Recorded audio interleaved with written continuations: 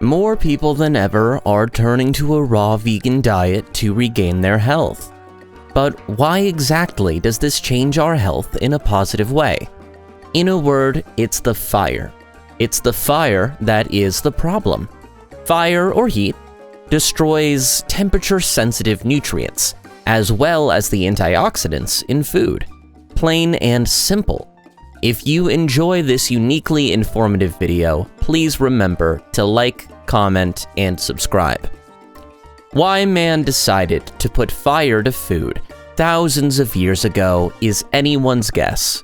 It was likely a way of softening food, changing its flavor, or to kill bacteria. Whatever the reason, it is not a healthy method of preparing food. In fact, it promotes disease and illness. Frying, roasting, grilling, sautéing, or steaming all do the same thing. They make food less useful to the body. That's not even including the carcinogens and rancid fats that are created in food when it is burned, as is the case with open fire grilling. And let's not even touch upon the food-wrecking effects of microwaving. Yikes. The pasteurization process is particularly destructive to food. Why? Research has shown that heated dairy products such as pasteurized milk at the molecular level resemble plastic molecules.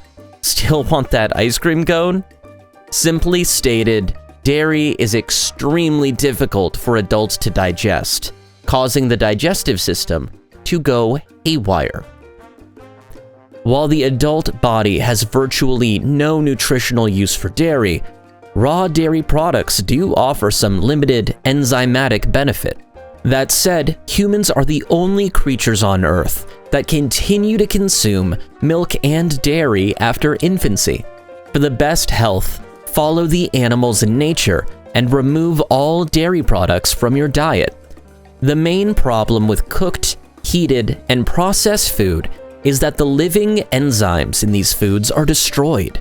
We want to keep those beneficial little guys intact so that we can enjoy more efficient digestion and optimum health. Foods rich in enzymes actually pre-digest in the stomach. Using the food's own enzymes, a process called autolytic digestion occurs. Strain on the digestive system and the organs is reduced when the food is naturally enzyme-rich. Otherwise, the body is forced to compensate by overproducing stomach acid and pancreatic digestive enzymes needed to break down dead foods. Should we fear mold and harmful bacteria in our food? Sure.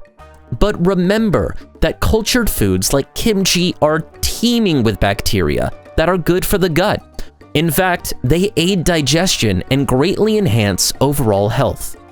Today's corporate media has done a great job of instilling fear in the public in terms of foodborne pathogenic bacteria. Yet the animal kingdom is fine with the bacteria found on food.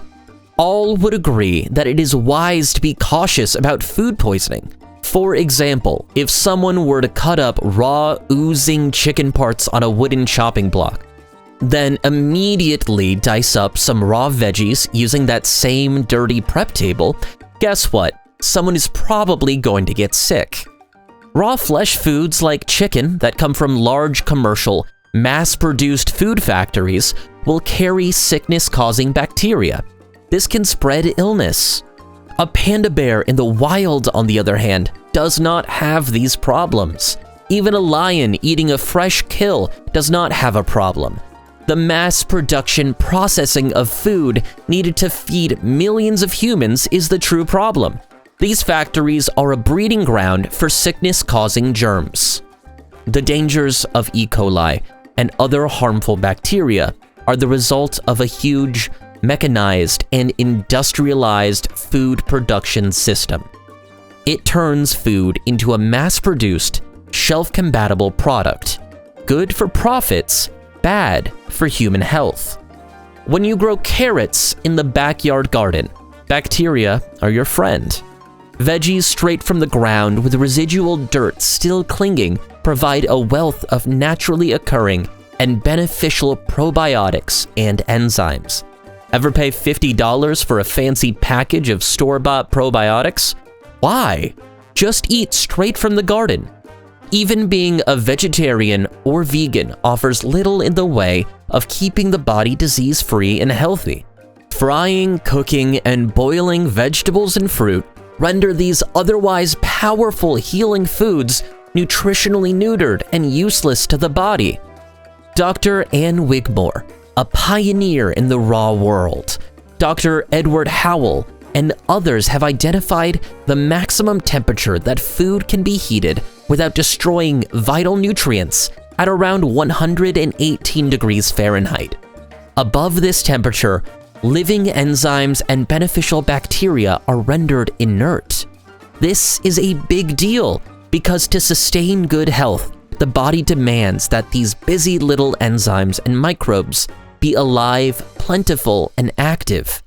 At the end of the day, try your best to eat uncooked and processed food that is prepared at room temperature or dehydrated at a low temperature.